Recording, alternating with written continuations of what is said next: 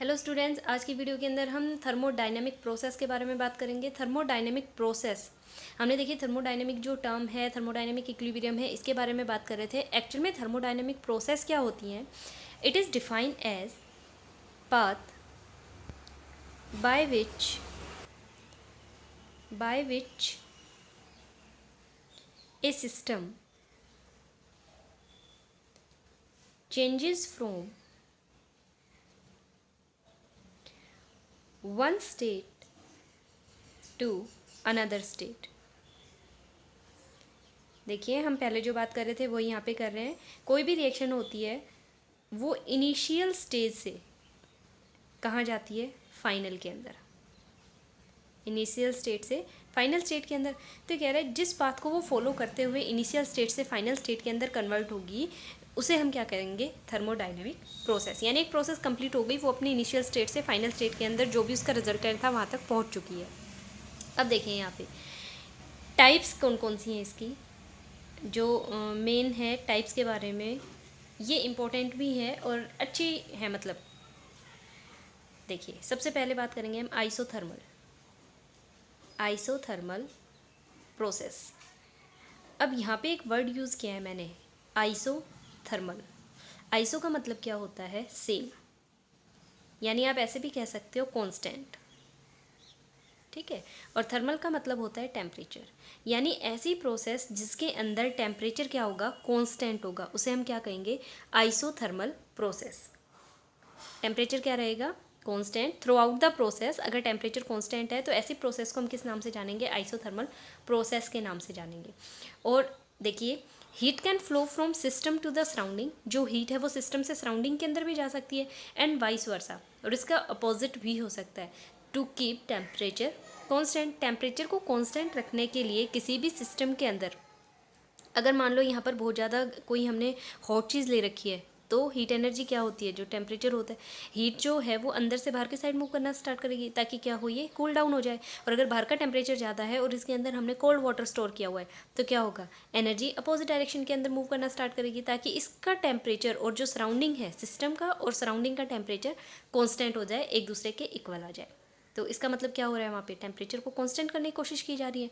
तो ये जो प्रोसेस होती है आइसोथर्मल प्रोसेस के नाम से जानी जाती है। और थर्मोडायनेमिक प्रोसेस के अंदर ये फर्स्ट प्रोसेस है। अब देखिए सेकंड प्रोसेस का नाम है एडियाबैटिक प्रोसेस। Adiabatic process. अब एडियाबैटिक प्रोसेस क्या होती है? A process is said to be adiabatic. किसी भी प्रोसेस को हम एडियाबैटिक तब बोलेंगे जब नो हीट कैन फ्लो। यानी इसके अंदर जो चीज़ कांस्टेंट रहनी है वो क्या रहेगी? एडियाबैटिक के अंदर हीट जो है वो कांस्टेंट रहेगी। यानी no heat can flow from system to the surrounding और वाइस वर्सा। ना तो हीट सिस्टम से बाहर जा सकती है, ना ही अंदर आ सकती है। तो उसे हम क्या कह देते हैं? Adiabatic process. तो इसका मतलब क्या है? इसके अंदर किस टाइप का सिस्टम रहेगा? इंसुलेटेड सिस्टम जो होता है वो प्रेजेंट रहेगा। सिस्टम हमारा कैसा होना चाहिए? इंसुलेटेड होना चाहिए, तभी कौन सी प्रोसेस बनेगी? एडियाबैटिक प्रोसेस हम उसे कहेंगे, अदरवाइज नहीं कह सकते। यानी इसके अंदर कांस्टेंट क्या चीज़ रहनी है? हीट रहनी है, हीट फ्लो नहीं करेगी। टेम्परेचर और हीट, इनमें फ़र्क है, इस चीज़ का ध्यान रखें आप। इसके बाद नेक्स्ट है आइसोकोरिक प्रोसेस। अब आइसोकोरिक प्रोसेस क्या होती है? आइसो का मतलब तो सेम है ना, सेम या फिर कांस्टेंट। और जो कोरिक वर्ड है ये यूज़ होता है वॉल्यूम के लिए। किस चीज़ के लिए यूज़ कर रहे हैं हम? वॉल्यूम के लिए। यानी एक ऐसी प्रोसेस जिसके अंदर थ्रू आउट प्रोसेस जो वॉल्यूम है वो क्या रहेगा? कांस्टेंट रहेगा, उसे हम क्या कहेंगे? Isochoric process. यानी a process is said to be isochoric if the volume of the system kept constant throughout the process. Volume constant है तो आइसोकोरिक, टेम्परेचर कांस्टेंट है तो आइसोथर्मल, हीट कांस्टेंट है तो एडियाबैटिक। नेक्स्ट है हमारी जो प्रोसेस है आइसोबारिक प्रोसेस। जो इनके नाम होते हैं ना, बस इनका मतलब समझ लें आप। इनका मतलब अगर पता चल गया तो आप प्रोसेस को इजीली डिफाइन कर पाएंगे। अब आइसोबारिक प्रोसेस कौन सी होंगी? आइसोबारिक, आइसो का मतलब दोबारा से सेम, दो वर्ड से मिलके बना है ना, आइसो प्लस बारिक। यानी हम इसे कांस्टेंट भी कह सकते हैं। और बार जो वर्ड है, बार से हम किस चीज़ को मेज़र करते हैं? प्रेशर को। यानी ऐसी प्रोसेस जिनके अंदर प्रेशर जो है वो क्या रहेगा, कांस्टेंट रहेगा, उसे हम क्या कहेंगे, आइसोबारिक प्रोसेस। आइसोबारिक मीन्स ऐसी प्रोसेस जिनके अंदर प्रेशर हमेशा कांस्टेंट रहेगा, through out the process pressure अगर कांस्टेंट है तो वो प्रोसेस होंगी आइसोबारिक। तो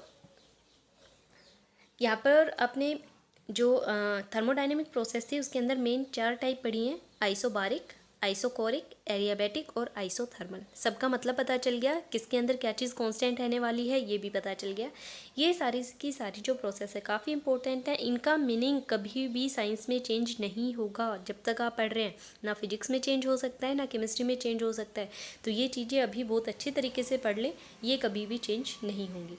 इसके अलावा हम तो छोटी छोटी प्रोसेस के बारे में और बात करेंगे। फर्स्ट है रिवर्सिबल। बहुत सारी टाइप की प्रोसेस होती है, ऐसा नहीं है कि एक या दो टाइप की ही जो प्रोसेस हैं वो पढ़ ली काम चल गया, नहीं, बहुत सारी टाइप की होती हैं। बस हम कभी किन्हीं एक दो प्रोसेस के बारे में पढ़ते हैं, कभी एक दो अलग प्रोसेस के बारे में पढ़ते हैं, इसके अंदर हम सारी जो प्रोसेस है उनको डिटेल के अंदर पढ़ रहे हैं। तो रिवर्सिबल प्रोसेस क्या होती हैं, ऐसी process if the process carried out infinitesimally slowly, यानी बहुत ही स्लो रेट से अगर कोई प्रोसेस कंप्लीट होती है, so that all the changes occurring in the direct process can be exactly reverse and the system remains almost in A state of equilibrium with the surrounding at every state of the process.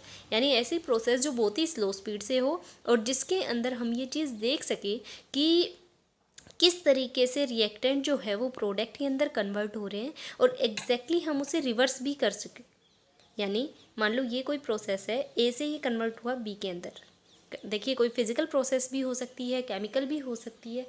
तो ए से B के अंदर हम जब convert करवा रहे हैं तो हमें पता चल रहा है कि क्या क्या मैकेनिज्म हो रहा है और किस तरीके से ए से बी में कन्वर्ट हुआ।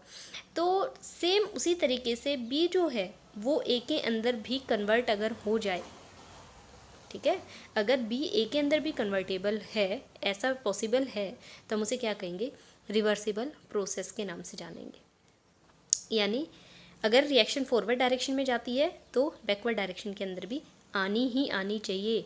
यानी किसी भी स्टेट के ऊपर अगर हम देखें तो देखने में तो ये लगे कि भाई रिएक्शन नहीं हो रही, कंप्लीट हो चुकी है, ये कंप्लीट, यानी ना तो फॉरवर्ड डायरेक्शन में जाती हुई दिखे ना ही बैकवर्ड डायरेक्शन में आती हुई दिखे, लेकिन एक्चुअल में उस टाइम पे वो इक्विलिब्रियम को अटेन कर लेती है, जो डायनेमिक इक्विलिब्रियम होता है उसे अटेन कर लेती है। जितनी रेट ऑफ फॉरवर्ड रिएक्शन रहती है उतनी ही बैकवर्ड डायरेक्शन के अंदर जा रही होती है। इस वजह से हमें देखने में लगता है कि कांस्टेंट हो चुकी है, लेकिन एक्चुअल में वो इक्विलिब्रियम को अटेन कर लेती है, forward as well as backward दोनों एक दूसरे के इक्वली पैरेलली चलती रहती है। तो इस टाइप की प्रोसेस को हम क्या कहते हैं, रिवर्सिबल प्रोसेस। इरिवर्सिबल